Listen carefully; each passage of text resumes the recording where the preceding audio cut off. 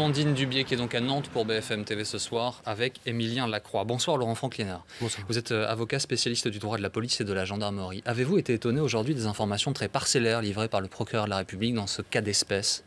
Non, les informations livrées par le procureur sont très raisonnables parce que on avance dans ces affaires-là, on avance petit à petit et la découverte de la vérité ne se fait pas du jour au lendemain. Donc, il faut raison garder et il faut surtout être prudent. Tant qu'on ne sait pas ce qui s'est passé réellement, tant que les analyses ne sont pas terminées, que les expertises ne sont pas terminées, il ne faut pas avancer de thèse. D'autant qu'il n'y a pas eu de mort en France dans une manifestation depuis 1986. Ce cas est potentiellement extrêmement explosif. Il est exceptionnel, c'est un accident terriblement malheureux, mais d'une manière générale, les forces de l'ordre, police et gendarmerie, savent traiter ce type d'événements, savent régler des manifestations, y compris des manifestations violentes, sans entraîner la mort des gens, et heureusement. Le sentiment que ça donne malheureusement ce week-end, c'est le sentiment absolument opposé, la sensation qu'ils ont été complètement débordés par une poignée de casseurs venus là où des centaines de personnes manifestent de façon pacifique habituellement. Il ne faut pas confondre l'événement dramatique qui est aujourd'hui celui-ci, le décès d'un jeune homme, parce que personne ne doit décéder au cours d'une manifestation, du traitement général des manifestations par les forces de l'ordre. Cette manifestation est bien traitée, elle est traitée convenablement. Les forces de l'ordre sont effectivement un peu dépassées par la violence aujourd'hui des manifestants et par ce jeu de chat et souris, comme le disait votre collègue, mais c'est un jeu dangereux parce que derrière les uniformes et derrière les casques, il y a des hommes, il y a des pères de famille, il y a des mères de famille. Donc on ne joue pas à la violence. La violence, c'est pas un jeu. Et aujourd'hui, les forces de l'ordre, elles arrivent à maîtriser ces événements. Mais effectivement, ce décès est incompréhensible. Il est incompréhensible pour l'avocat, il est incompréhensible pour le citoyen, il est incompréhensible pour le gendarme lui-même. Le procureur de la République parle d'un engin explosif. Quels sont les types de matériel qu'utilisent les personnels qui sont en charge du maintien de l'ordre dans ce type de situation? Ils ont un arsenal, ils ont un entraînement et ils ont une maîtrise de l'usage des armes. L'arsenal, ce sont des grenades fumigènes, des grenades lacrymogènes, des grenades avec des plots, ce qu'on appelle les MP7, les multiplots avec 7 plots fumigènes ou lacrymogènes. Et ils ont bien sûr des armes d'impact, des grenades de désencerclement qui vont projeter des billes en caoutchouc, des flashballs, des lanceurs de balles de défense de 40 mm. Tout ça, ce sont des armes d'impact qui sont faites donc pour blesser. Avec évidemment la possibilité de tuer si les armes sont mal utilisées, notamment en deçà de la distance de sécurité. Quel est le niveau d'encadrement des hommes sur le terrain dans ces moments-là? Quelle est leur part de libre arbitre?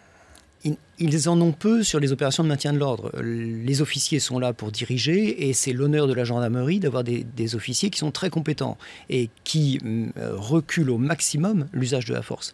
La gendarmerie, d'une manière générale, la gendarmerie nationale a toujours reculé au maximum l'usage de la force, alors qu'elle a des prérogatives qui sont des prérogatives importantes dans cette matière.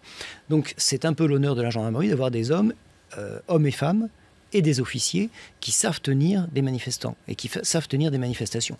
On a un centre de Saint-Astier, le centre de la gendarmerie qui forme les gendarmes aujourd'hui, qui est le centre le plus réputé en matière de maintien de l'ordre dans le monde, avec des policiers américains qui viennent se former, des policiers de partout qui viennent se former au maintien de l'ordre en France. Donc l'encadrement, il est normalement bien fait et l'usage par les hommes eux-mêmes des moyens à leur disposition est très cohérent et très limité. Vous disiez tout à l'heure, derrière les casques, derrière les armures, il y a des hommes, il y a des femmes, des pères de famille. Face à eux aussi, il y a des gens qui ne sont pas protégés ni par des armes, ni par des boucliers. Dans quelle mesure est-ce que l'arsenal dont vous nous parlez n'est pas disproportionné face à des gens qui peuvent faire, certes, preuve de virulence, parfois de violence, mais qui ne sont pas armés, qui ne mènent pas en jeu la vie des personnels de sécurité? Il y a beaucoup de blessés parmi les forces de l'ordre. On estime à 33, 35 blessés par jour. Le nombre de blessés parmi les forces de l'ordre en France, dont 18 ou 19 qui résultent d'agressions contre eux.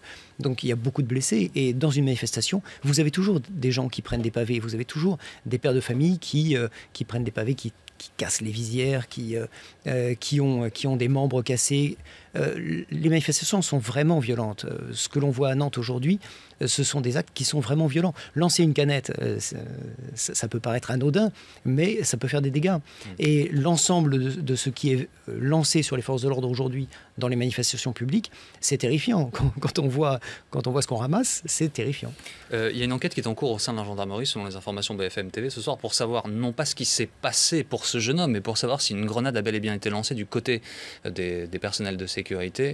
Ce genre d'enquête est efficace, il n'y a pas d'omerta dans le service de police, de gendarmerie. L'inspection de la police nationale est bien faite et l'inspection de la gendarmerie est aussi bien faite, j'allais dire presque sinon mieux, c'est la rigueur militaire. L'inspection technique de la gendarmerie ne cache rien et va au bout. Avez-vous été étonné du silence de Bernard Cazeneuve aujourd'hui ?